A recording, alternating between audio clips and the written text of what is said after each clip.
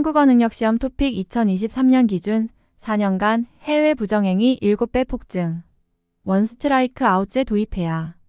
2020년부터 2023년 국내외 부정행위자 1175명 적발, 특히 1위 베트남 118건, 2위 중국 91건, 3위 우즈베키스탄 63건 등 최다. 성적 증명서 위조, 대리시험, 문제나 답안 적는 행위 등 부정 사례 다양. 중대 부정행위자 4년간 국내 수사 25건, 해외 수사는 0건.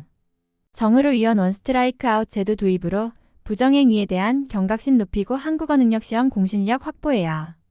국회교육위원회 더불어민주당 정의로 의원이 국립국제교육원으로부터 제출받은 국정감사 자료를 분석한 결과 2020년부터 2023년까지 적발된 국내외 토픽 시험 부정행위자는 1175명으로 조사됐으며 특히 해외의 경우 2020년 31명에서 2023년 214명으로 약 7배가량 폭증한 것으로 조사됐다. 외국인이 국내 대학에 입학하거나 취업, 체류비자 취득, K-팝 문화 확산 등으로 한국어를 모국어로 하지 않는 해외 동포 외국인들의 한국어 관심이 증가하면서 한국어 능력 시험 토픽 응시와 부정행위 역시 증가하고 있는 것으로 나타났다. 정 의원이 공개한 최근 4년간 94개 국가에서 토픽 응시자는 132만 6,724명으로 동기간 해외 시험장의 응시자는 2020년 6만 4,057명에서 2023년 24만 2,431명으로 4배 가까이 증가한 것으로 확인됐다.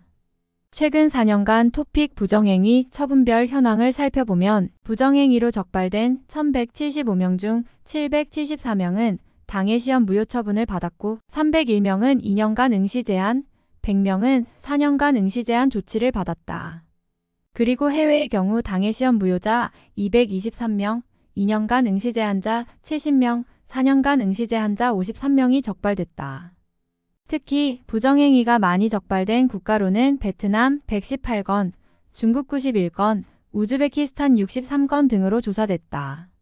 2023년 각 국가의 상세 적발 사례를 살펴보면 베트남에서는 총 95명이 적발됐다. 그중 무효자 80명과 2년간 응시 제한자 15명을 적발하였는데 이 중 대다수가 문제지, 답안지 및 제공된 메모지가 아닌 신체 일부 손바닥, 팔등 등의 답안을 적는 부정행위로 적발된 것으로 확인됐다. 그리고 중국에서는 70명의 적발자 가운데 당해 시험 무효자 33명, 2년간 응시 제한자 8명과 4년간 응시 제한자 29명을 적발하였다. 4년간 응시 제한자 중 대리시험을 의뢰하거나 대리시험자 각각 14명을 확인했고 나머지 1명은 대리시험 의뢰자로 제보를 통해 사후 적발된 것으로 확인됐다. 마지막으로 우즈베키스탄에서는 총 30명이 적발됐는데 18명의 당해 시험 무효자, 11명의 2년간 응시 제한자, 1명의 4년간 응시 제한자를 적발했다. 응시 제한자 중에는 다른 응시자의 답안을 보거나 보여주는 행위로 적발된 사례가 가장 많았다.